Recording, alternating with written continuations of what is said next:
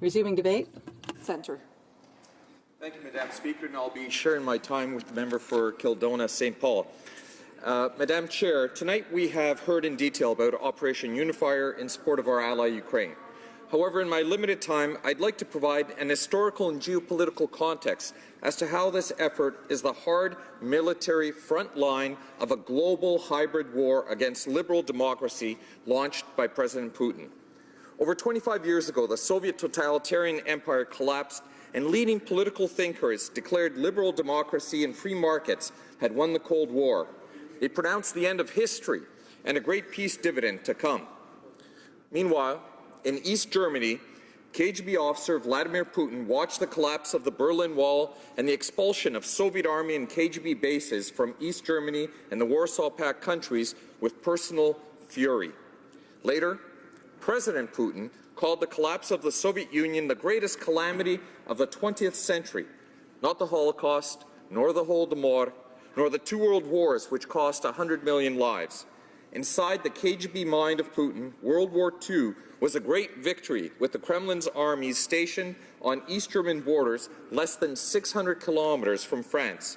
For Agent Putin, the loss of this empire was an historic humiliation. During the February 23, 2014 closing ceremonies of the Sochi Olympic Games in Russia, the world watched the pageantry in the stadium, including the ominous coming together of a giant hammer and sickle. In the West, most did not notice. As the son and grandson of refugees who escaped the horrors of the Soviet Union, I felt a foreboding. I called family in Ukraine. The symbolism was not lost on anyone in Central and Eastern Europe. 4 days later, on February 27th, an unprepared West witnessed a geopolitical event in Crimea that changed our world order. Putin ordered the military invasion and annexation of Ukraine's Crimean Peninsula on the false pretext of Russian ethnic grievances.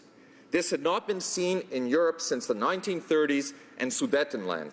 It was the first act in Putin's plan to dismember and collapse the Ukrainian state, its revolution of dignity and democracy. This Russian military annexation violated the letter and spirit of every post-World War II treaty and agreement guaranteeing the integrity of international borders. Our rules-based international order, which has largely prevented territorial wars of expansion, has been jeopardized. Today, no small state bordering Russia can feel secure. Soon after the Russian invasion and annexation of Crimea and the West's initially confused response, Russia invaded Donbas. Today, 3 years hence, the result, over 10,000 dead, approximately 2 million internally displaced, and a frozen hot conflict within Europe. Weekly, we receive reports of more Russian tanks and artillery systems being moved into Ukraine. Daily, we read the frontline casualty figures. In fact, in the last 24 hours, 4 Ukrainian soldiers have been killed in action. Within Crimea and occupied Donbas, extrajudicial arrests are commonplace. Those incarcerated are tortured. Summary executions are frequent. Crimea's indigenous people, the Crimean Tatars, are particularly targeted. Their mezhilas, mosques, and schools are raided and closed. Their leaders arrested or disappeared. As part of Putin's hybrid global war against liberal democratic values and governments, Russian hydrocarbon billions corrupt political and corporate elites in the West. For example, former German Chancellor Schroeder, former U.S. Security Chief Flynn, far-right nativist parties and movements are financed, Le Pen's National Front, political elections are sabotaged, the U.S. presidential election hacked, Montenegro's attempted coup d'etat. However, in this amorphous, borderless global hybrid war, there is a hard military front line. It stretches from the Baltic to the Black Sea.